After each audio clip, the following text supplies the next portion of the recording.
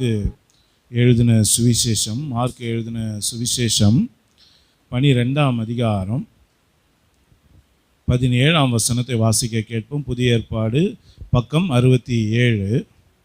அதற்கு இயேசு, ஆமென், ராயனுடையதை ராயனுக்கும், ஆமென், தேவனுடையதை தேவனுக்கும் செலுத்துங்கள் என்றார். ஆமென். ராயனுடையதை ராயனுக்கும் தேவனுடையதை தேவனுக்கும் செலுத்துங்கள் என்றான். அருமையான தேவனுடைய பிள்ளைகளை, இன்றைக்கு கர்த்தர் நமக்கு கற்றுக் கொடுக்கிற ஒரு வார்த்தை, தேவனுடையதை தேவனுக்கு செலுத்துங்கள் என்று சொல்லி கர்த்தர் நம்மோடு கூட இடைபடுகிறார். என் அருமையான தேவனுடைய பிள்ளைகளை, இந்த உலகத்தில் எல்லா விஷயமும் ஏசப்பாத்து தான். நம்ம பார்க்குற எல்லாம், இந்த உலகத்தில் நீங்கள் பார்க்குற வானமாக இருக்கட்டும், பூமியாக இருக்கட்டும், காற்றாக இருக்கட்டும், நிலமாக இருக்கட்டும், தண்ணீராக இருக்கட்டும், மனுஷனாக இருக்கட்டும், மிருகங்களாக இருக்கட்டும், தங்கமாக இருக்கட்டும், வெள்ளியாக இருக்கட்டும், எல்லாம் கர்த்தருடையது. ஆனால் அதெல்லாம் குறித்து கர்த்தர் சொல்லாமல் ஒரு சில காரியங்களை குறித்து இன்றைக்கி நம்மோடு கூட பேசும்படியாக கர்த்தர் நமக்கு இந்த வார்த்தையை கொடுத்திருக்கிறார். தேவனுடையதை தேவனுக்கு செலுத்துங்கள். என் அருமையான தேவனுடைய பிள்ளைகளே, ஒரு சில காரியங்களை வேதத்தில் ஆண்டவர் அவருடையது என்று அவர் சொல்லி வைத்திருக்கிறார். பிரதானமாக முக்கியத்துவப்படுத்தி அந்த காரியத்தை கர்த்தர் சொல்லி வைத்திருக்கிறார். அப்படியானால் அருமையான தேவனுடைய பிள்ளைகள், அந்த காரியங்களை நாம் கையில் எடுத்துக்கொள்வது என்பது நமக்கு ஆசீர்வாதமாக இருக்காது. அல்லேலூயா. அதனால் இந்த மாதத்தினுடைய முதலாவது இந்த பரிசுத்த சபை கூடுதலில் வந்திருக்கிற தேவனுடைய பிள்ளைகளுக்கு தேவன் கொடுக்கிற ஒரு நல்ல ஒரு ஆலோசனை என்ன அப்படின்னு கேட்டிங்கன்னா, நீங்கள் தேவனுடையதே தேவனுக்கு செலுத்துங்க அப்படின்னு சொல்லி ஆண்டவர் ஒரு கட்டளை கொடுக்கிறார். இந்த உலகத்தில் நம்ம அரசாங்கம், நம்ம நடத்துகிற அரசாங்கம், நம்ம தேசத்தினுடைய அரசாங்கம் தன்னுடைய பொருளாதார காரியங்களை உயர்த்தும்படியாக, தேசத்தினுடைய நன்மைக்காக, வளர்ச்சிக்காக இன்றைக்கி மக்களிடத்துலேருந்து வரிகளை, பலவிதமான வரிகள், வருமான வரி, அதே போல் சுங்க வரி அப்படின்னு சொல்லி பலவிதமான வரிகளை நேரடியாகவும் மறைமுகமாகவும் சில வரிகளை வாங்கி அவங்க என்ன பண்ணாங்க, தேசத்தினுடைய இந்த நன்மைகளான காரியங்களுக்காக திட்டமிட்டு அந்த பணத்தை எல்லாம் நம்மகிட்ட வசூல் பண்ணுற பணத்தை எல்லாம் வைத்து என்ன பண்ணாங்க, நமக்கு டேம் கட்டுறது, ஒரு வேலை வாய்ப்புகளை ஏற்படுத்தி கொடுப்பது, இந்த மாதிரி இயற்கை பேரிடர் வரும்போது அந்த சூழ்நிலைகளை கையாள்வது, இப்படின்னு சொல்லி அவங்க அந்த வரி பணத்தை தான் எடுத்து கையாளுறாங்க. அந்த வரி பணத்தை எடுத்து கையாளும் போது தான் இங்கே வசனம் சொல்லுகிறது, ராயனுடையதே ராயனுக்கு. அதாவது என்னன்னா, இந்த சுரூபம் ஒரு நாணயத்தை ஏசப்பாட்ட காட்டுறாங்க, ஒரு காயினை காட்டுறாங்க. அப்போது அவர் என்ன சொல்கிறார், ஏசப்பான்னா இந்த காயின் யாருதுன்னு கேட்குறாரு.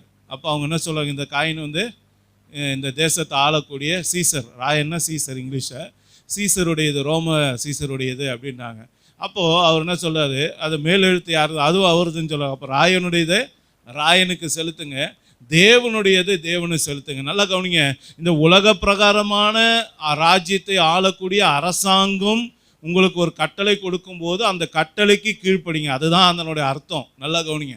அப்போது ராயனுடையதை ராயனுக்கு செலுத்துங்கன்னா, இந்த தேசம் உங்களுக்கு ஒரு கட்டளை போடுது, இந்த டேக்ஸை கட்டுங்க, இந்த வருமானத்தை ஒழுங்காக கட்டுங்க அப்படின்னு சொன்னால், ஆண்டவருடைய பிள்ளைகளாகிய நாம் எப்படிப்பட்டவர்களாக இருக்கணும், ஒரு முன்மாதிரியாக இருக்கணும். கவர்மெண்ட்டு சொல்கிற அந்த டேக்ஸை நம்ம ஒழுங்காக கட்டி நம்ம என்ன பண்ணணும், நம்ம ஆண்டவருடைய பிள்ளை என்பதை நம்ம விளங்க பண்ணணும். அதை ஒரு நாளும் நம்ம மறக்கக்கூடாது. அதை சொல்லிட்டு அதை செய்கிறது போல இப்போ நம்ம அடுத்தது நம்ம என்ன செய்யணுமா, நாம் தேவனுடையதை தேவனுக்கு செலுத்தணும். இப்போது தேவனுடையது என்பது எது, வேதம் என்ன சொல்லுது, தேவனுடையது என்பதை குறித்து வேதம் நமக்கு என்ன சொல்லி கொடுக்கிறது அப்படி நீங்கள் பார்த்தீங்கன்னா, 2 நாளாகமும் 20ஆம் அதிகாரம் 15ஆம் வசனத்தை வாசிங்க. 2 நாளாகமும் 20ஆம் அதிகாரம் 15, பக்கம் 565, பழைய ஏற்பாடு. சகல யூதா கோத்திரத்தாரே, ஆமென், எருசலேமின் குடிகளே, ராஜாவாகிய யோசபாத்தே, கேளுங்கள். நீங்கள் அந்த ஏராளமான கூட்டத்திற்கு பயப்படாமலும் கலங்காமலும் இருங்கள் என்று கர்த்தர் உங்களுக்கு சொல்லுகிறார். இந்த யுத்தம் உங்களுடையதல்ல. நல்லா கவனிங்க, இந்த யுத்தம் உங்களுடையது அல்ல, தேவனுடையது. அது தேவனுடையது. நல்லா கவனிங்க. அப்போ தேவனுடையதை தேவனுக்கு செலுத்துங்கள் அப்படின்னா, இந்த இடத்துல ஆண்டவர் என்ன சொல்றாரு, யுத்தம் உங்களுடையது அல்ல, யுத்தம் யாருடையது, அது தேவனுடையது. அப்போ இந்த இடத்துல ஆண்டவர் யுத்தம் என்று சொல்லக்கூடிய விஷயம் எதை குறிக்குது அப்படின்னு நீங்கள் பார்த்தீங்கன்னா, அதே அதிகாரத்தில் 20ஆம் அதிகாரத்துல 1ஆம் வசனத்தை வாசிங்க. இதற்கு பின்பு ஆ, மோவாப் புத்திரரும் ம், ஆமோன் புத்திரரும் ஆ, அவர்களோடே ஆ, அம்மோனியருக்கு ஆ. அப்புறத்திலுள்ள மனுஷரும் கூட கூட யோசபாத்திற்கு ஆ, விரோதமாய் விரோதமாய். யுத்தம் பண்ண வந்தார்கள். ஆமா, நல்லா கவனிங்க. நமக்கு விரோதமாய், அந்த வசனம் அப்படிதான் சொல்ல, யோசபாத்துக்கு விரோதமாய் வர்றதுக்கு பேர் தான் யுத்தம். அப்ப யுத்தம்னா என்ன? ஒரு தேவனுடைய பிள்ளைக்கு விரோதமாக, அவனுடைய குடும்பத்துக்கு விரோதமாக, அவனுடைய காரியங்களுக்கு விரோதமாய் வரக்கூடிய பிரச்சனைகள், போராட்டங்கள், உபத்திரவங்க, கண்ணீர், கவலை, கடன் பிரச்சனை, வியாதி, இது எல்லாமே வேதம் சொல்லுறது அது ஆண்டவருடைய பிள்ளைகளுக்கு விரோதமாய் வரக்கூடிய யுத்தம் அப்படின்னு சொல்லி வசனம் சொல்லுது. இப்போ யோசபாத்துக்கு விரோதமாக தான் அந்த யுத்தம் வந்தது. ஆனா யோசபாத்துக்கு விரோதமா வந்த யுத்தத்தை ஆண்டவர் சொல்றாரு. என்ன சொல்றாருன்னா, இது உன்னுடைய யுத்தம் அல்ல, இது யாருடைய யுத்தமா மாறுதான்? அது தேவனுடைய யுத்தமாய் மாறுகிறது. நல்லா புரிந்து கொள்ளுங்க அருமையான தேவனுடைய பிள்ளைகளை. இங்க யாரும் தேவனுக்கு விரோதமா எழும்பி வரல, ஆனா வந்தது யோசபாத்துக்கு தான். நல்லா கவனிங்க. ஆனா அந்த யோசபாத் என்ன பண்றா, நீங்க அந்த அதிகாரத்தை முழுவதும் நீங்க வாசித்தீங்கன்னா, அந்த பெருங்கூட்டத்தை பார்த்து யோசபாத் பயந்தான். அவனால் முடியாது, இந்த கூட்டத்தை பார்த்து ஜெயிக்க முடியாது, இந்த சூழ்நிலை ஜெயிக்க முடியாது, இந்த போராட்டத்தை ஜெயிக்க முடியாது என்பதை நன்றாக அறிந்து கொண்ட யோசபாத் என்ன பண்ணுறான், எல்லா தேசத்து மக்களையும் கூட்டி அவன் உபவாசம் இருந்து தேவனை நோக்கி அவன் ஜெபிக்கிற ஒரு வார்த்தை என்ன பார்த்தீங்கன்னா, எங்கள் தேவனே அவர்களை, அதாவது 20ஆம் அதிகாரம் 12ஆம் வசனத்தை நான் வாசிக்கிறேன். எங்கள் தேவனே அவர்களை நீர் நியாயம் தீர்க்க மாட்டீரோ?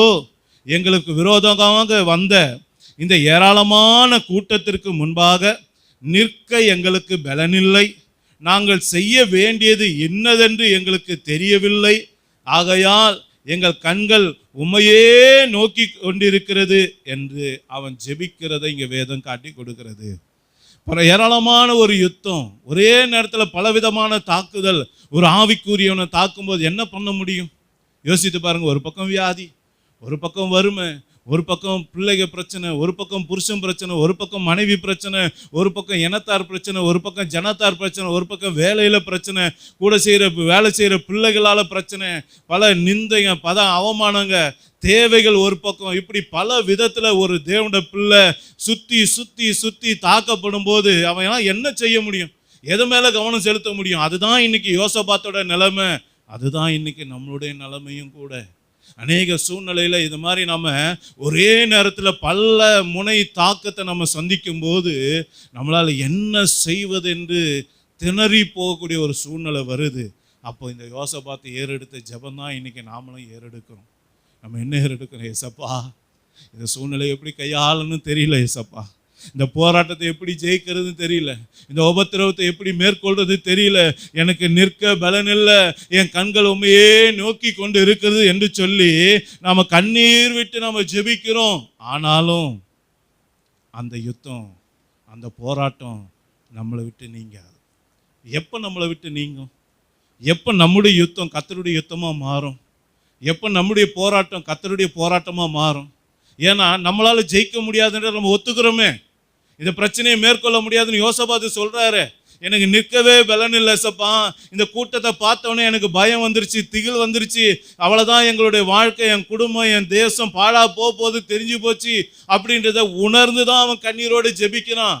அப்போ அப்படின்னா என்ன அர்த்தம்? அவனால் இதை மேற்கொள்ள முடியக்கூடிய சூழ்நிலை அவனுக்கு இல்லை அப்படின்றத அவன் ஒத்துக்கிறான். நல்லா கவனிங்க. இன்றைக்கி அதை போல தான் நாமளும் இருக்கும். பலவிதமான போராட்டங்கள் வரும்போது நம்முடைய உள்ளத்திலையும் நம்மளால் ஒன்றும் பண்ண முடியாமல் ஒரு பலிகடாவை போல தான் நாமளும் என்ன பண்ணுறோம், அப்படியே நம்மளை விட்டு கொடுத்துட்றோம். ஆனால் இந்த சூழ்நிலை மாறும். இந்த சூழ்நிலை மாறும். எப்போ மாறும் அப்படின்னா, உங்கள் போராட்டம் கர்த்தருடைய போராட்டமாக மாறினா நீங்கள் ஜெயிக்க முடியும். அதை தான் வேதம் சொல்லுகிறது. உங்கள் பிரச்சனை கர்த்தருடைய பிரச்சனையாக மாறிச்சுன்னா, உங்கள் யுத்தம் கர்த்தருடைய யுத்தமாக மாறிச்சுன்னா, உங்களுடைய நிந்தை கர்த்தருடைய நிந்தையாக மாறிச்சுன்னா, அருமையான தேவனுடைய பிள்ளைகளை, நீங்கள் அதை ஜெயிக்க முடியும் என்று கர்த்தர் சொல்லி கொடுக்கிறார். அப்போ இன்னைக்கு என் போராட்டம் கர்த்தருடைய போராட்டமாக மாறினா தான் நான் ஜெயிக்க முடியும்னா, அது எப்படி மாற்றுவது? எந்த வழியில் மாற்றுவது? யோசித்து பாருங்க. இன்னைக்கு நம்முடைய பலத்துக்கு மிஞ்சின ஒரு காரியம் வரும்போது, நம்முடைய பலத்துக்கு மிஞ்சின ஒரு போராட்டம் வரும்போது, நம்மை காட்டிலும் வலிமையான ஆட்கள் நமக்கு விரோதமாய் போராடும்போது, அதிகாரம் பெற்றவர்கள் போராடும்போது நம்மளால் என்ன செய்ய முடியும்? யோசித்து பாருங்க. நம்ம ஒரு சாதாரண மனுஷங்க, ஆனால் அவங்களோ பெரிய பெரிய ஆட்கள், பெருங்கூட்டமாக இருக்காங்க. யோசித்து பாருங்க. இப்படிப்பட்ட சூழ்நிலைகள்லேருந்து கர்த்தர் நம்மை பாதுகாப்பதற்காக தான் அவர் என்ன சொல்றாரு, உன்னுடைய யுத்தம் என்னுடைய யுத்தமாய் மாறணும் அப்படின்னு சொல்றாரு. அப்போ நம்ம ஆராதிக்கிற தேவன் அவர் என்ன பண்ணுகிறார், நமக்காக யுத்தம் செய்யக்கூடியவராக இருக்கிறார். அதனால தான் வசனம் சொல்லுது, கர்த்தர் எனக்காகவும் யாவையும் செய்து முடிப்பார். அதான் சங்கீதத்தில் சொல்லப்பட்டிருக்குது.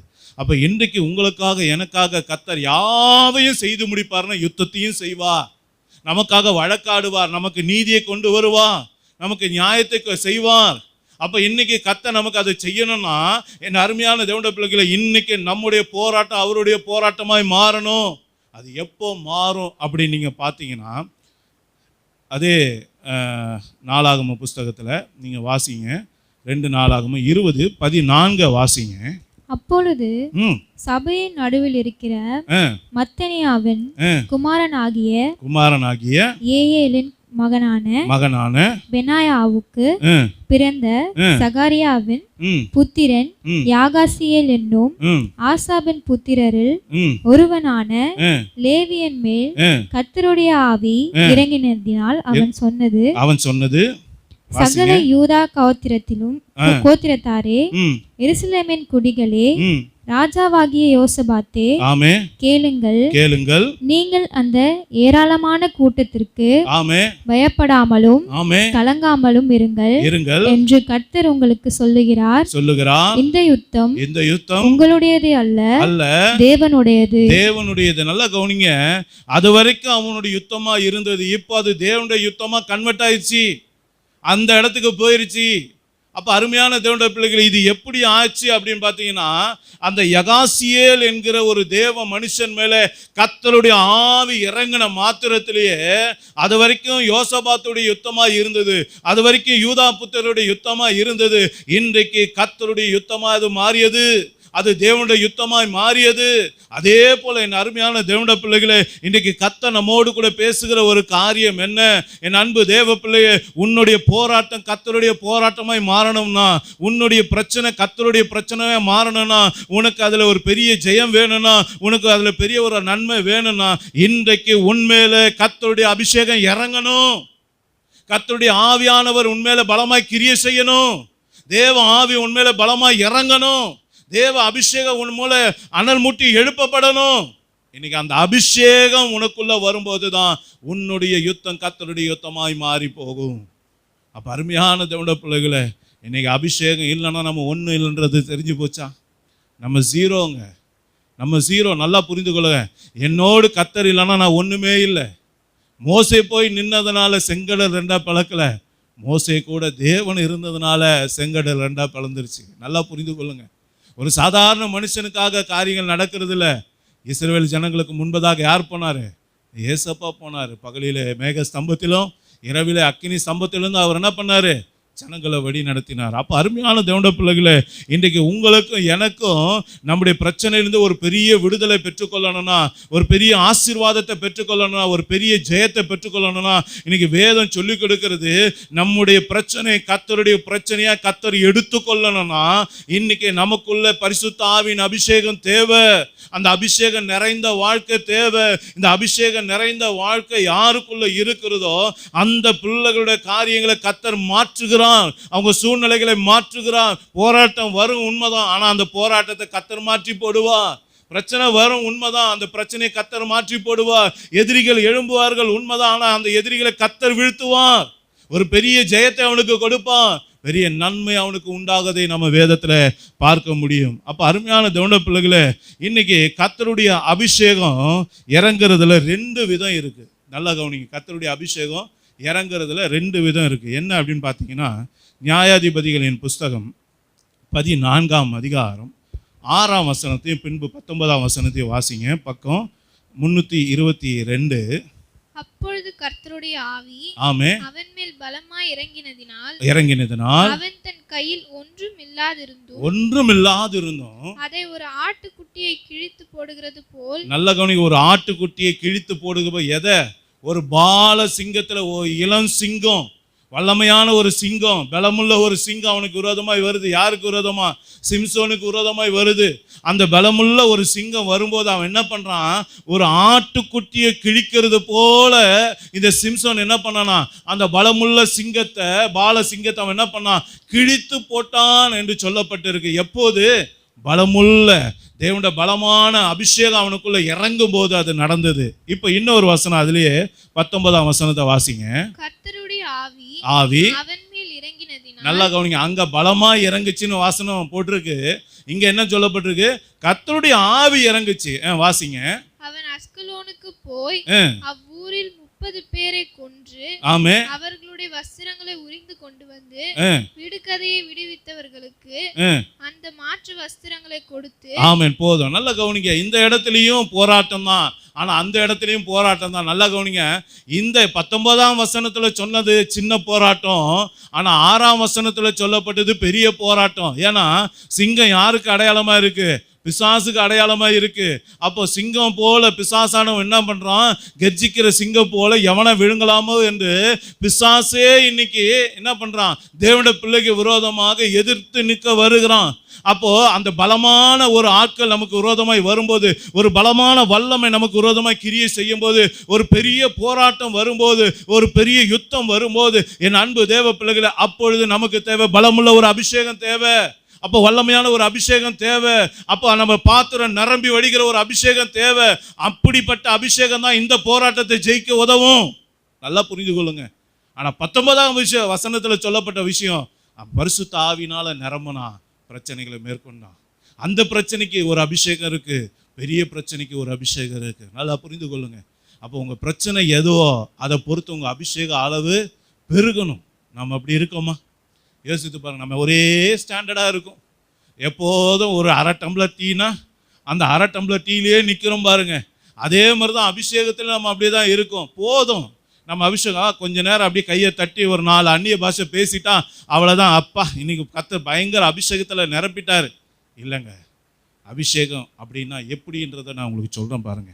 சாமுவேல் தீர்க்கதரிசியை குறித்து வேதத்தில் எழுதப்பட்டிருக்கு. என்ன அப்படின்னா, சாமுவேல் தீர்க்கதரிசியோட ஊர் ராமா அப்படின்ற ஒரு ஊர். அந்த ராமா என்ற ஊரில் யார் ஒருத்தர் கால் எடுத்து வச்சாலும் தீர்க்க தரிசன அபிஷேகத்தால் நிரப்பப்படுவாங்க. நல்லா கவனிச்சிங்க.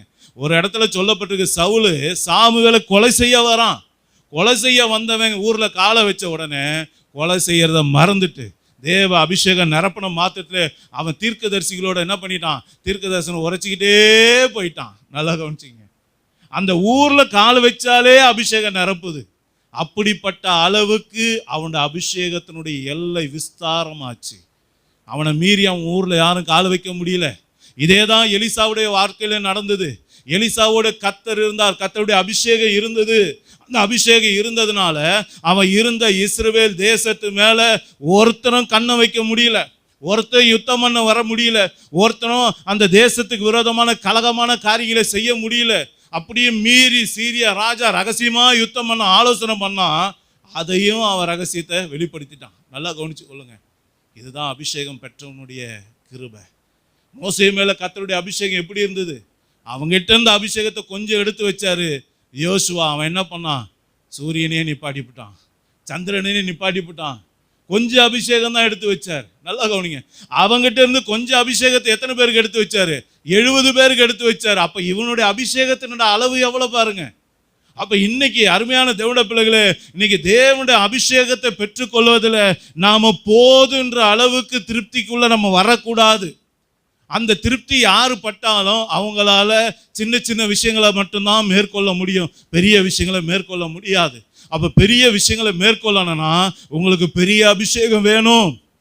பாத்திரம் நிரம்பி வடியணும். நீங்க அதிக நேரம் தேவனுடைய சமூகத்தில் சஞ்சரிக்கணும், அதிகமா தேவனோடு உறவாடணும், அதிகமா தேவ பிரசன்னத்தால நிரப்பப்பட்ட ஒரு வாழ்க்கை நமக்கு வேணும். அப்படி இருக்கும்போது தான் இப்படிப்பட்ட பலமுள்ள காரியங்களை உங்களால மேற்கொள்ள முடியும், ஜெயிக்க முடியும். இதை தான் வேதம் நமக்கு சொல்லிக் கொடுக்கிற ஒரு மேலான சத்தியமா இருக்கு. அப்ப அருமையான தேவனுடைய பிள்ளைகளே, இன்றைக்கு ஆண்டவர் சொல்றாரு பாருங்க. இன்னொரு வசனத்தையும் நம்ம வாசிப்போம். ரோமர் 5:20 வாசிங்க. பக்கம் 213 புதிய ஏற்பாடு. மேலும் மீறுதல் பெருகும்படிக்கு நியாயப்பிரமாணம் வந்தது. அப்படி இருந்தும் பாவம் பெருகின இடத்தில் கிருபை அதிகமாய் பெருகிற்று. நல்லா கவனிச்சீங்களா? பாவம் பெருகின இடத்துல என்ன பெருகிச்சான்? கிருபை பெருகிச்சு. உன் போராட்டம் பெருகிச்சுன்னா உன் வல்லமை பெருகணுமா இல்லையா? உன் பிரச்சனை பெருகிச்சுன்னா உன் அபிஷேகம் பெருகணுமா இல்லையா? வசனம் அப்படிதானே சொல்லு. பாவம் பெருகும் போது கிருபையும் பெருகும். போராட்டம் அதிகமாகும் போது உன் அபிஷேகமும் பெருகணும், உன் வல்லமையும் பெருகணும், உன் பலம் பெருகணும், உன் சத்துவம் பெருகணும். ஆனால் அது மட்டும் பெருகவே மாட்டேங்குதே. யோசித்து பாருங்க. அது பெருகணும். அந்த அபிஷேகம் பெருகும் போது தான் உங்களால் பலமுள்ள காரியங்களை மேற்கொள்ள முடியும். அல்லேலூயா. அப்போ இன்றைக்கு கர்த்தர் அருமையான இந்த யகாசியேல் என்கிற ஒரு தேவ மனுஷன் மூலமாக கர்த்தருடைய அபிஷேகம் ஊற்றப்படும் போது அந்த அபிஷேகத்தில் நிறைந்த ஒரு மனுஷனுடைய வாழ்க்கையில் யுத்தம் கர்த்தருடையதாக மாறுகிறது. போராட்டத்தை கர்த்தர் அவர் எடுத்துக்கொள்ளுகிறார். அதான் வசனம் சொல்லுது. என்ன சொல்கிறார் ஆண்டவர்? உன்னுடைய போராட்டங்கள், உன்னுடைய கவலைகள், உன் துக்கங்கள் எல்லாத்தையும் என் பாதத்தில் வைத்து விடு, நான் அதை பார்த்துக்கொள்வேன்னு ஆண்டவர் சொன்னார். அப்போ அருமையான தேவனுடைய பிள்ளைகளே, இன்றைக்கி அதை ஏன் அவர் பார்த்துக்கொள்ளுன்னு சொன்னார்? நான் யுத்தம் பண்ணுவேன். யார் ஏசப்பா கிட்ட இறக்கி வைக்கிறீங்களோ அவங்களோட காரியத்தை கர்த்தர் மாற்றுவார். அல்லேலூயா.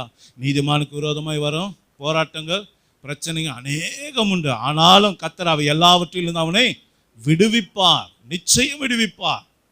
அப்போ அருமையான தேவனுடைய பிள்ளைகளே, இன்றைக்கு இந்த யகாசியேலுடைய வாழ்க்கையில் இவ்வளோ பெரிய அபிஷேகம் இறங்கி வந்து இவ்வளோ பெரிய யுத்தத்திலேருந்து கர்த்தர் அவனுக்கு ஒரு பெரிய ஜெயத்தை கொடுக்க அவனோட வாழ்க்கையில் காணப்பட்ட விஷயம் என்ன அப்படின்றத இன்னைக்கு மொத்தம் 7 விஷயம் அந்த இடத்துல கொடுக்கப்பட்டிருக்கு. அதில் 2 காரியத்தை மாத்திரம் நம்ம சுருக்கமாக பார்த்து விட்டு நம்ம அப்பம்பிக்குதல் ஆராதனைக்கு நேராக கடந்து செல்லுவோம்.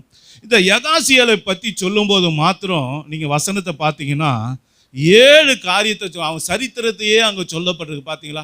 அவங்க அப்பா பேர் சொல்லப்பட்டிருக்கு, அவங்க தாத்தா பேர் சொல்லப்பட்டிருக்கு, அவங்க கொள்ளு தாத்தா பேர் சொல்லப்பட்டிருக்கு, அவங்க பாட்டம் பேரும் சொல்லப்பட்டிருக்கு. கவனிச்சிங்களா? அந்த வசனம் சொல்லும்போது அவனை இன்ட்ரோடக்ஷனை எப்படி கொடுக்குறாங்க பாருங்க.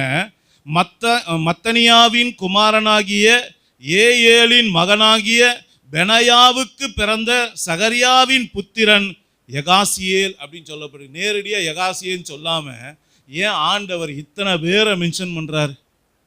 யோசனை பண்ணி பாருங்க. அவனோட பூர்வீகத்தையே அவர் கொண்டு வராரு. அங்கே 4 தலைமுறையை குறித்து ஆண்டவர் சொல்கிறாரு. ஏன் அதை ஆண்டவர் அங்கே ஹைலைட் பண்ணுறாரு அப்படின்னா, யார் மேலே கர்த்தருடைய அபிஷேகம் அதிகமாக ஊற்றப்படும், யாரை கர்த்தர் வல்லமையாக எடுத்து பயன்படுத்தப்படும்னா, இந்த 4 தலைமுறைன்னு சொல்லப்பட்ட இந்த பேர்களில் உள்ள மகிமையான ஆசீர்வாதங்களும் யாருக்குள்ள இருக்கோ அவங்கள கர்த்தர் அபிஷேகத்தில் எடுத்து பயன்படுத்துகிறார். இந்த மத்தனியா, அதாவது அந்த கொல்லுப்பாட்டன் அப்படின்ற ஒரு ஆள் இருக்கார் இல்லையா, முதல்ல சொல்லப்பட்டிருக்கு. யாரு? மத்தனியா. அந்த மத்தனியா என்ற அந்த பேருடைய அர்த்தம் என்ன அப்படின்னு கேட்டிங்கன்னா, கர்த்தருடைய அனுக்கிரகம் அல்லது கர்த்தருடைய நன்கொடை, கர்த்தருடைய ஈவு அப்படின்னு வசனம் சொல்லுது. அப்போ இந்த வசனத்தின்படி அருமையான தேவனுடைய பிள்ளைகளே, எபேசியர் 2:8 வாசிப்போம். கிருபையினாலே விசுவாசத்தை கொண்டு ரட்சிக்கப்பட்டீர்கள். இது உங்களால் உண்டானதல்ல, இல்ல, இது தேவனுடைய ஈவு. எது தேவனுடைய ஈவு? ரட்சிப்பு தேவன் கொடுத்த ஒரு ஈவு. நல்லா கவனிங்க. அனுக்கிரகம் இது தேவன் கொடுத்த ஒரு கிருபை, தேவன் கொடுத்த ஒரு நன்கொடை. அப்போ அருமையான தேவனுடைய பிள்ளைகளை, யாரு கர்த்தர் வல்லமையான அபிஷேகத்தினால நிரப்பி அவனுடைய யுத்தத்தை கர்த்தருடைய யுத்தமாக மாற பண்ணுகிறாரோ, பெரிய ஜெயத்தை கொடுக்கிறாருன்னா, என் அருமையான தேவனுடைய பிள்ளைகளை, யாருக்கு கர்த்தருடைய கண்களில் அனுக்கிரகம் கிடைக்கிறதோ, யாருக்கு அந்த ஈவு இருக்குதோ, யாருக்கு தேவனுடைய கிருபை கிடைச்சிருக்கோ அவங்கள தான் கர்த்தர் எடுத்து பயன்படுத்த முடியும். அப்போ அந்த ஈவு என்பது எதை குறிக்குது? ரட்சிப்பை குறிக்குது. இன்னைக்கு அருமையான தேவனுடைய பிள்ளைகளை, இன்னைக்கு ஆண்டவர் உங்களையும் என்னையும் வல்லமையா எடுத்து பயன்படுத்தணும்னா, இன்னைக்கு கர்த்தராகிய இயேசு கிறிஸ்துவை சொந்த தெய்வமாக, சொந்த இரட்சகராக ஏற்றுக்கொண்டு பாவ மன்னிப்புக்கென்று யாரெல்லாம் கர்த்தராகிய இயேசு கிறிஸ்துவின் நாமத்தினால ஞானஸ்நானம் பண்ணப்பட்டு இன்னைக்கு ரட்சிக்கப்பட்டு இருக்கிறாங்களோ அவங்கள பார்த்து தான் இந்த வசனம் சொல்லுது, ரட்சிப்பு கர்த்தர் கொடுத்த ஈவு அப்படின்னு சொல்லப்பட்டிருக்கு. அப்போ அருமையான தேவனுடைய பிள்ளைகளை, இன்னைக்கு ரட்சிக்கப்பட்டிருக்குமா? இன்னைக்கு ரட்சிக்கப்பட்டிருக்கோம். ஆனால் ரட்சிக்கப்படாத பிள்ளைங்க இன்னைக்கு ஆண்டவரை முழுமையாக உங்கள் இருதயத்தில் ஏற்றுக்கொண்டு முழுமையான பாவ மன்னிப்புக்கென்று கர்த்தராகிய இயேசு கிறிஸ்துவின் நாமத்தினால ஞானஸ்நானம் பெற்றுக்கொள்ளுங்க. இப்படி ஞானஸ்நானம் பண்ணப்பட்டவங்கள தான் வசனம் சொல்லுது, ரட்சிக்கப்பட்டவர்களை கர்த்தர் அனுதினமும் சபையிலே சேர்த்து கொள்ளப்பட்டா. அல்லேலூயா. அப்போ அருமையான தேவனுடைய பிள்ளைகளே, இந்த ரட்சிப்பு உள்ளவங்களுக்கு தான் கர்த்தருடைய அபிஷேகம் என்கிற அனுக்கிரகம் கிடைக்குது. வாசிப்போம் 1 கொரிந்தியரின் புஸ்தகம் 12ஆம் அதிகாரம் 7ஆம் வசனத்தை வாசிங்க. ஆவியினுடைய அனுக்கிரகம் அவனவனுடைய பிரயோஜனத்திற்கென்று அளிக்கப்பட்டிருக்கிறது. நல்ல கவனிங்க. ஆவியினுடைய அனுக்கிரகம் அவனுடைய பிரயோஜனத்துக்காக அளிக்கப்பட்டிருக்கிறது. நான் ஏற்கனவே உங்களுக்கு ஒரு வசனம் சொன்னேன், ஒருவன் ஜலத்தினாலும் ஆவியினாலும் பிறவாவிட்டால் அவன் தேவனுடைய ராஜ்யத்திலே பிரவேசிக்க முடியாது. அப்ப நல்ல கவனிங்க, ஜலத்தினால பிரவேசிக்கிறது தான் ஞானஸ்நானம். அந்த தண்ணீர் முழுக்க ஞானஸ்நானம் எடுத்தவன் அடுத்த ஞானஸ்நானம் எதை எடுக்கணும்? பரிசுத்த ஆவியினால நிரப்பப்பட்ட ஒரு அனுபவத்துக்குள்ள வரணும். அதை தான் இங்க வசனம் சொல்லுது, ஆவியினுடைய அனுக்கிரகம் அவனவனுடைய பிரயோஜனத்துக்காக கொடுக்கப்பட்டிருக்கிறது. தேவன் கொடுக்கிற அபிஷேகம் உன்னுடைய பிரயோஜனத்துக்காக, நம்ம பிரயோஜனத்துக்காக கொடுக்கிறாரு. இந்த அபிஷேகத்துக்குள்ள 9 விதமான வரங்கள் இருக்கு. இந்த 9 விதமான வரங்கள் உன்னுடைய பிரயோஜனத்துக்காக கர்த்தர் கொடுக்கிறான். அந்த 9 விதமான வரங்களை வைத்து கொண்டு சும்மா இருக்கிறதுக்காக தேவன் உங்களை என்னை அழைக்கல. அதுக்குள்ள இருக்கிற அற்புதமான வல்லமைகளை நீ பெற்றுக்கொள்ளணும், நீ விடுதலையை பெற்றுக்கொள்ளணும், அதில் இருக்க அற்புத அடையாளங்களை நீ பெற்றுக்கொள்ளணும், அதில் இருக்க அக்கினி அபிஷேகத்தை நீ பெற்றுக்கொள்ளணும். உன் வாழ்க்கை அற்புதமாய் மாறணும், நீ விடுதலை பெறணும், நீ சாட்சியாக நிற்கணும். இதை தான் கர்த்தர் விரும்புகிறான். அந்த அபிஷேகம் உனக்குள்ள அனுக்கிரகத்தை உண்டாக்கும், அநேக கிருபைகளை கொண்டு வரும். நல்லா கவனிச்சு கொள்ளுங்க. அபிஷேகத்தை கர்த்தர் சும்மா கொடுக்கல. இந்த அபிஷேகம் பெற்ற பிள்ளைங்க வந்தாலும் ஒரு விடுதலை உண்டாகணுங்க. அந்த அபிஷேகத்தில் அவ்வளோ வல்லமை இருக்கு, அதை எடுத்து பயன்படுத்தணும். அப்போ சாதாரணமாக இருக்கக்கூடாது. அபிஷேகம் பண்ணப்பட்டவங்களுக்குள்ள ஒரு கேள்வி எழும்பணும், ஒரு வைராக்கியம் உண்டாகணும். நீ போகிற இடம்லாம் இதோ உலகத்தை கலக்கிறவர்கள் இங்கேயும் வந்து விட்டார்கள் என்று சொல்லத்தக்கதாக உங்களுடைய வாழ்க்கை இருக்கணும். நல்லா புரிந்து கொள்ளுங்க. இந்த அபிஷேகம் உனக்குள்ள வரும்போது அனுக்கிரகத்தை கொண்டு வருது, தேவனுடைய கிருபைகளை கொண்டு வருது, ஈவுகளை கொண்டு வருகிறது. யோசித்து பாருங்க. இன்னைக்கு அபிஷேகத்தை வைத்து தான் உன் பரிசுத்த வாழ்க்கையை நீ உன்னால் மெயின்டைன் பண்ண முடியும். கர்த்தர் பரிசுத்த வாழ்க்கையை காத்து கொள்வதற்காக கொடுத்தது தான் அபிஷேகம். அந்த அபிஷேகம் யாரெல்லாம் ஆவில நிரம்பி ஜெபிக்கிறாங்களோ, ஆவில நிரம்பி அபிஷேகத்தில் நிரம்பி தேவனை ஆராதிக்கிறாங்களோ, அவங்களோட வாழ்க்கைக்கும் அபிஷேகம் இல்லாதவங்களோட வாழ்க்கைக்கும் வித்தியாசம் தெரியும். நல்லா புரிந்து கொள்ளுங்க. அபிஷேகத்துல நிரம்பி வாழ்கிறவங்க பரிசுத்தத்தின் மேல் பரிசுத்தம் அடைவாங்க, நீதியின் மேல் நீதி அடைவாங்க. இன்னும் உண்மையா உத்தமமாக வாழ்ந்து தேவனோடு நேரடியாக சஞ்சரிக்கிற அளவுக்கு அவங்களோட வாழ்க்கை மாறிக்கிட்டே இருக்கும். ஆனா பரிசுத்தம் இல்லாத வாழ்க்கை எப்படிப்பட்டதுன்னா அபிஷேகம் இல்லாத வாழ்க்கை. அபிஷேகம் இல்லைன்னா உன்னால பரிசுத்தமா வாழ முடியாது, உன்னால உண்மையா இருக்க முடியாது, உத்தமமா இருக்க முடியாது. நீ அநேக நேரங்களில் பாவத்துல உழண்டு கொண்டே இருக்க காரணம் என்ன? மாம்ச சிந்தைகளை ஜெயிக்க முடியாம இருக்க காரணம் என்ன? அருவருப்பான காரியங்கள், கோபங்கள், எரிச்சல்கள், சண்டைகள், பிரிவினைகள், பொல்லாத வைராக்கிய குணங்கள், பகைகள், இதெல்லாம் நமக்குள்ள வர காரணம் என்ன? வேசித்தனம் வர காரணம் என்ன? விபச்சாரத்தனம் வர காரணம் என்ன? குடி பழக்கங்கள் வர நமக்குள்ள காரணம் என்ன? எதிர்த்து பேசுகிற காரியங்கள் வர காரணம் என்ன? நமக்குள்ள திமிருத்தனம் வர காரணம் என்ன? அகந்தைகள் வர காரணம் என்ன? மாம்ச இச்சைகள், கண்களின் இச்சைகள், ஜீவனத்தின் பெருமைகள் வர காரணம் என்ன? என் அன்பு தேவ பிள்ளைகள், அபிஷேகம் இல்லாத வாழ்க்கையில பிசாசு ஈஸியா அவர்களை மேற்கொள்ளுகிறான், பிசாசு அவங்களை ஈஸியா ஜெயிச்சிடறான். ஆனா அபிஷேகம் வரும்போது அந்த சிம்சோனை போல எப்பேற்பட்ட பிசாசு போராடினாலும் ஒரு ஆட்டுக்குட்டியை கிழிக்கிறது போல அவன் அபிஷேகம் பண்ணப்பட்ட கிழித்துட்டு போயிட்டே இருப்பான். எவ்வளவு போராட்டங்களை கொண்டு வந்தாலும் அதன் மேல அவன் ஜெயம் பெறுவான். எந்த செங்கடல் எதிர்த்து நின்றாலும் அபிஷேகம் பண்ணப்பட்டவன் அதை கடந்து செல்லுவான். எந்த எரிகோ கோட்டை எதிர்த்து வந்தாலும் அதை தகர்த்து போட்டு அவன் கடந்து செல்லுவான். வாக்குத்தத்தத்தை சுதந்திரிப்பான், தேவனோடு சஞ்சரிப்பான், தேவ மகிமை அவனுக்காக வெளிப்படுது அவன் காண்பான். இன்னைக்கு உங்க வாழ்க்கை என்ன? நம்ம வாழ்க்கை என்ன? ஏன் நம்முடைய பிரச்சனை ஓய மாட்டேங்குது? ஏன் நம்மளால ஜெயிக்க முடியல? பிரச்சனையை கண்டு ஓடுறோமே தவிர, ஒளிகிறோமே தவிர அதை மேற்கொண்டு நான் ஜெயித்தேன்னு சொல்ல முடியலையே. ஏன்? அபிஷேகம் இல்லை. அப்படியே அபிஷேகம் இருந்தாலும் அதில் சும்மா ஏதோ ஒரு பெரிய அண்டால ஒரு சொட்டு தண்ணி இருக்கிற கதை தான் நம்முடைய அபிஷேகம். யோசித்து பாருங்க. உங்கள் பாத்திரம் நிரம்பி ஒழிதான். உங்கள் அபிஷேகம் எப்படி இருக்கு? முழங்கால் அளவு இருக்கா? இல்லை இடுப்பு அளவு இருக்கா? இல்லை கழுத்தளவு இருக்கா? இல்லை நீந்தி நீந்தி முழுகிற அளவுக்கு உங்கள் அபிஷேகம் இருக்கா? உங்கள் அபிஷேகத்தின் அளவை பொறுத்து தான் உங்கள் பரிசுத்த வாழ்க்கையின் அளவு இருக்கும், உங்கள் அற்புத வாழ்க்கையின் அளவு இருக்கும். யோசித்து பாருங்க. இன்னைக்கு அபிஷேகம் இல்லாத பிள்ளைங்க அபிஷேகத்தை வளர்த்து கொள்ளுங்க. பரிசுத்த ஆவியின் அபிஷேகம் நமக்கு கொடுக்கப்பட்ட ஒரு பெரிய அனுக்கிரகம். அந்த அபிஷேகத்துக்குள்ள தான் உங்களுக்கு உண்டான ஆசீர்வாதம் இருக்கு, உங்களுக்கு உண்டான நன்மை இருக்கு. அதை முண்டு எடுங்க. எப்படி கிணத்துல வாளியை விட்டு அவங்க தண்ணியை எடுத்துக்கொள்றாங்களோ அது போல அபிஷேகன்றது உங்களுக்கு ஊற்று கிணறு, ஊற்று தண்ணீர். அதுக்குள்ள உங்க பாத்திரத்தை விட்டு விட்டு நிரப்பி கொள்ளுங்க. நீங்க எந்த அளவுக்கு முண்டு எடுக்கிறீங்களோ இன்னும் அபிஷேகம் உங்களுக்குள்ள பெருகிக்கிட்டே இருக்கும். நீங்க எடுக்க எடுக்க அல்லாத குறையாத அமுதம் அது. அதுக்குள்ள இந்த வல்லமைகள் வெளிப்படும், அபிஷேகம் வெளிப்படும். உனக்கு தேவையான நேரத்தில் உனக்கு சுகத்தை கொடுக்கும், உனக்கு தேவையான நேரத்தில் உன் கண்ணீரை துடைக்கும், உனக்கு தேவையான நேரத்தில் உன் வியாதியிலிருந்து உனக்கு விடுதலை கொடுக்கும், உனக்கு தேவையான நேரத்தில் உனக்கு விரோதமாக எழும்புகிற மனுஷனை அது மேற்கொள்ள கிருபை செய்யும், உனக்கு ஆலோசனை கொடுக்கும், உன் வழிகளை திறக்கும், உனக்கு வாசலை திறந்து கொடுக்கும், உனக்கு அற்புதங்களை செய்யும், உன் கண்கள் அதிசயத்தை காண பண்ணும். அப்போ இன்னைக்கு அருமையான தேவனுடைய பிள்ளைகளே, இன்னைக்கு ஏன் ஆண்டவர் எகாசியலை எடுத்து தேவன் பயன்படுத்தினார்னா அவனுக்குள்ளே அனுக்கிரகம், கர்த்தருடைய அனுக்கிரகம் என்கிற அந்த ஒரு காரியம் இருந்தது. கர்த்தருடைய அபிஷேகம் நிறைந்தவனால தான் அனுக்கிரகத்தை பெற்றுக்கொள்ள முடியும். அல்லேலூயா. அப்போ முதலாவதாக ஏன் எகாசியலை கர்த்தர் எடுத்து பயன்படுத்தினார் என்றால், அருமையான தேவனுடைய பிள்ளைகளே, அவன் கர்த்தருடைய அனுக்கிரகம் பெற்றவனாக இருந்தான். இரண்டாவதாக அந்த மத்தனியாவின் மகன் ஏயேல் என்கிற ஒரு பெயர் அங்கு சொல்லப்பட்டிருக்கு. அந்த ஏயேல் என்ற அந்த பெயரினுடைய அர்த்தம் என்னவென்றால் தேவனால் சுமந்து செல்லப்படுகிறவன் என்று அர்த்தம். என்னது? தேவனால் சுமந்து செல்லப்படுகிறவன் என்று அர்த்தம். நீங்க நல்லா பார்த்துக்க, ஒரு அபிஷேகம் பண்ணப்பட்டவனை தேவன் சில இடங்களில் தூக்கி சுமந்து செல்லுகிறார். வசனம் சொல்லுகிறது, வாசிப்போம். சங்கீதம் 18ஆம் அதிகாரம் 16ஆம் வசனத்தை வாசிங்க. பக்கம் 679. உயரத்திலிருந்து அவர் கை நீட்டி என்னை பிடித்து ஜலப்பிரவாகத்தில் இருக்கிற என்னை தூக்கி விட்டார். நல்லா கவனிங்க. அங்க தானியேல் சொல்றான், தாவீது சொல்றாரு. என்ன சொல்றாரு? உயரத்தில் இருந்து, இன்னொரு வாட்டி வாசிங்க அந்த வசனத்தை.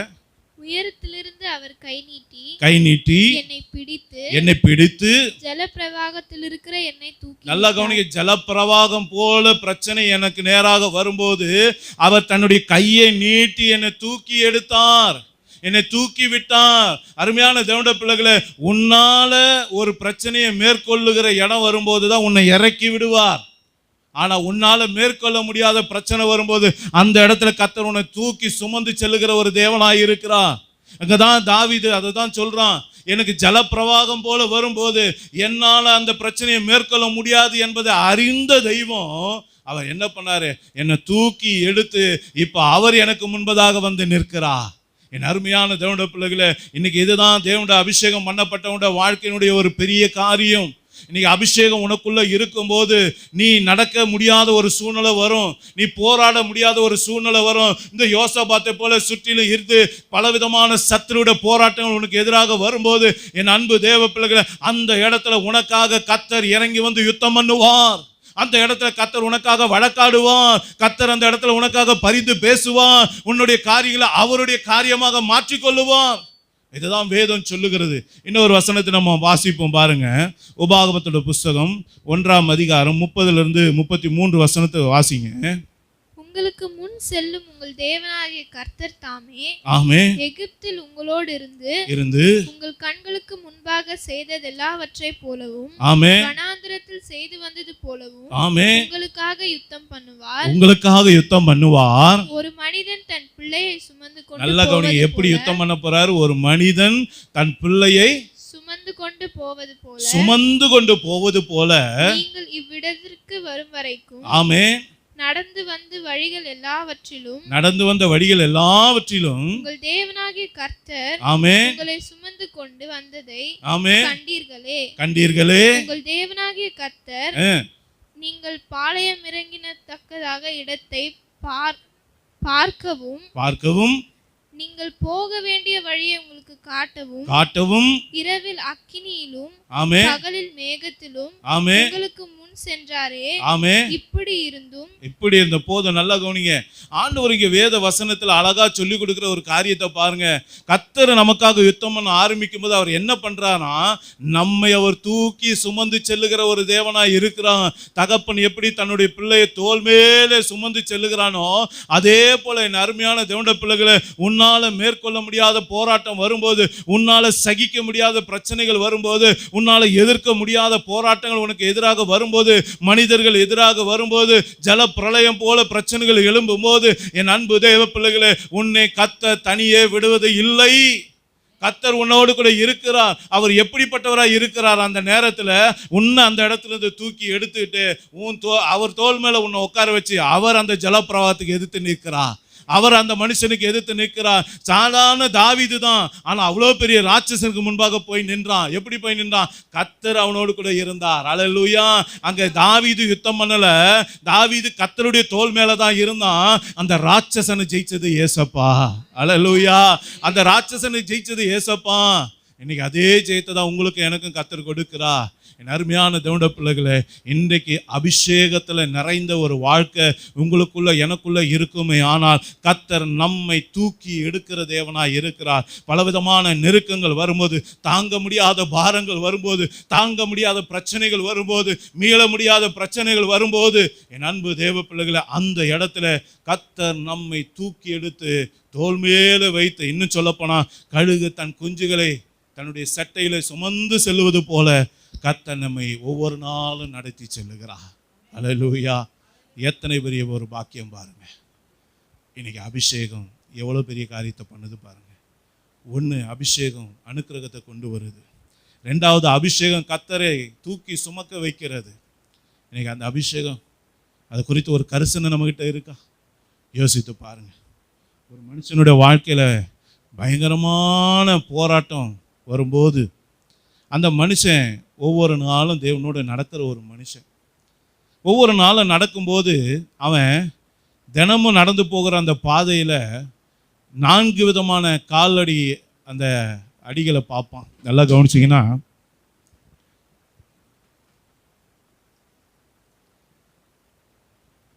அந்த மனுஷனுடைய சாட்சி, ஃபுட் பிரிண்ட் அப்படின்னு சொல்லி ஒரு சாட்சி சொல்லப்படும். அநேக இடத்துல நீங்கள் கேள்விப்பட்டிருப்பீங்க. ஒரு மனுஷன் எப்போதும் தேவனோடு நடக்கிற ஒரு மனுஷன். அவன் தேவனோடு நடக்கிறான்றதை எப்படி தெரியும்னா, அவன் காலடி அச்சு பக்கத்திலேயே தேவனுடைய காலடி அச்சும் இருக்கும். இப்படியே ஒவ்வொரு நாளும் போச்சு.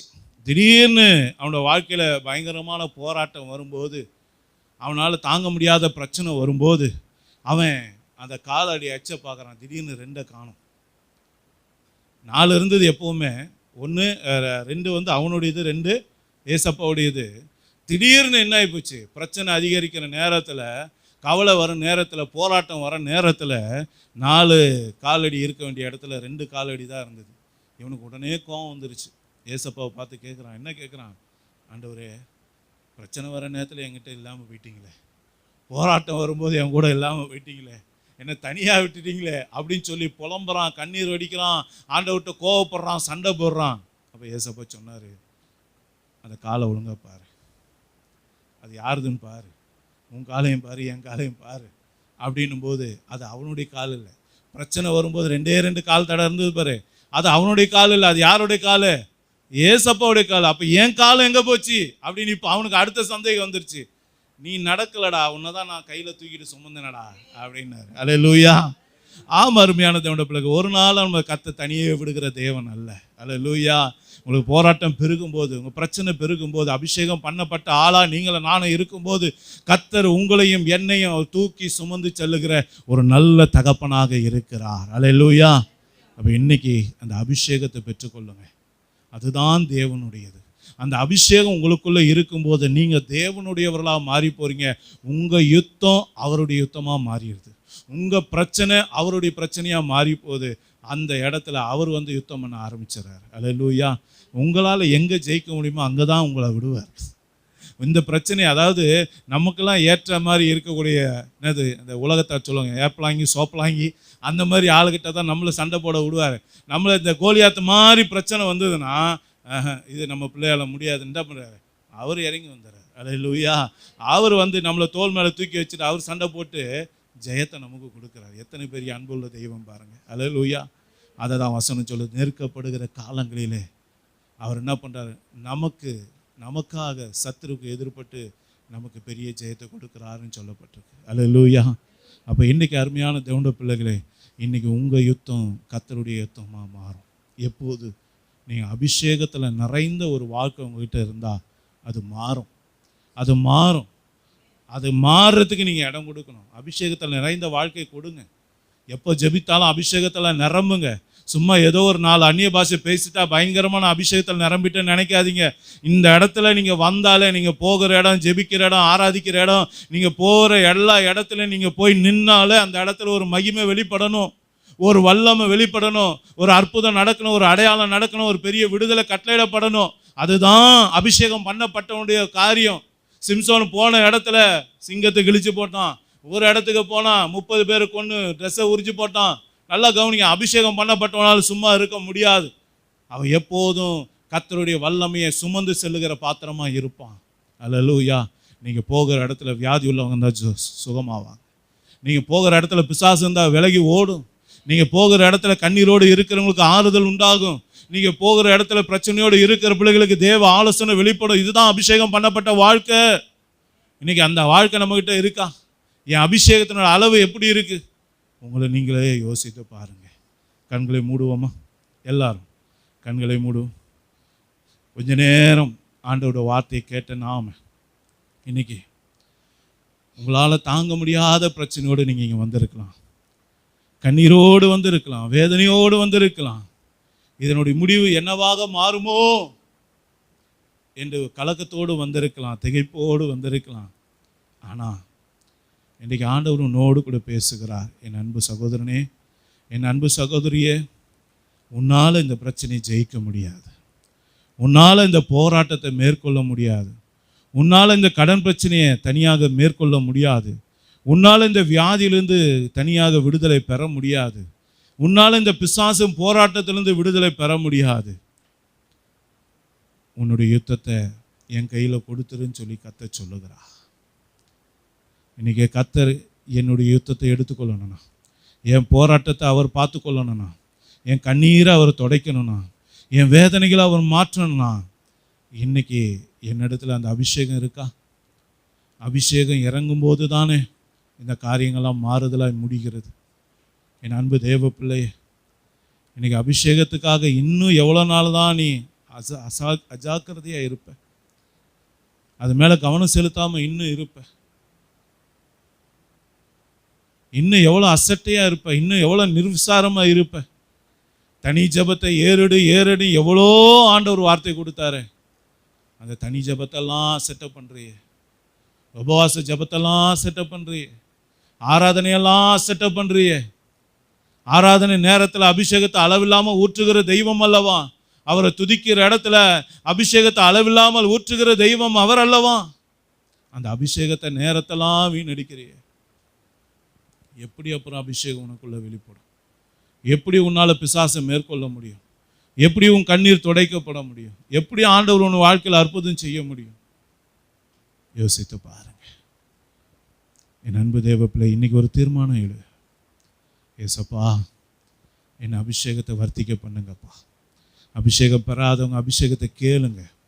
வாஞ்சை உள்ள ஆத்துமாக்களை திருப்தியாக்குகிற தேவன், தாகம் உள்ளவர்கள் மேல் தண்ணீரை ஊற்றுகிற தேவன் இன்னைக்கு உங்களோடு கூட கர்த்தர் பேசி கொண்டு இருக்கிறார். அபிஷேகம் பெறாத பிள்ளைகளே, உங்களோடு கூட கர்த்தர் பேசுகிறார். இன்னும் ரட்சிக்கப்படாமல் இருக்க சகோதரனே சகோதரியை, உன்னோடு கூட கர்த்தர் பேசி கொண்டு இருக்கிறார். அபிஷேகத்தை பெற்றுக்கொண்டு அது மேலே ஒரு கவனம் செலுத்தாமல் ஏதோ ஒரு காரியத்தை போல அஜாக்கிரதையாக இருந்து கொண்டு இருக்கிற தேவ பிள்ளையை கர்த்தர் உன்னோடு எச்சரிக்கிறார். உன் அபிஷேகத்தை நீ அலன்மூட்டி எழுப்பு. உன் அபிஷேகம் உன் பாத்திரம் நிரம்பி வழிகிற அளவுக்கு உன் அபிஷேகம் பெருகணும். இந்த அபிஷேகம் போதாது என்று சொல்லி கர்த்தர் சொல்லுகிறார். இந்த வல்லமை போதாது, உன் போராட்டத்தை மேற்கொள்றதுக்கு இந்த அபிஷேகம் போதாது, இன்னும் பெருகணும். உன் பாத்திரம் நிரம்பி வடியணும். கர்த்தர் உன்னோடு கூட பேசுகிறார். ஒப்பு கொடுப்பாயா? ஒப்பு கொடுப்பாயா? ஆண்டவர்கிட்ட கண்ணீரோடு உன்னை தாழ்த்தி ஒப்பு கொடு. பாவத்தை மேற்கொள்ள முடியலையா? காரணம் என்ன? அபிஷேகம் இல்லை.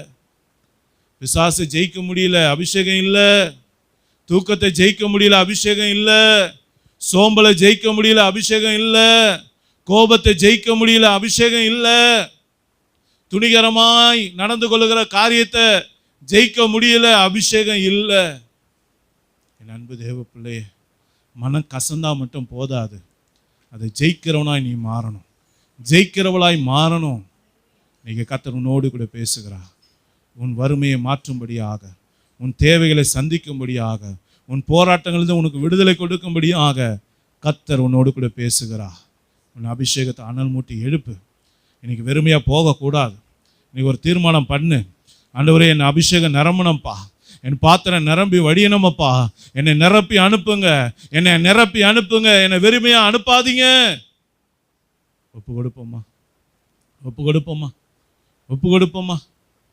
எல்லாரும் அப்படியே ஜெப நிலையில் இருப்போம்.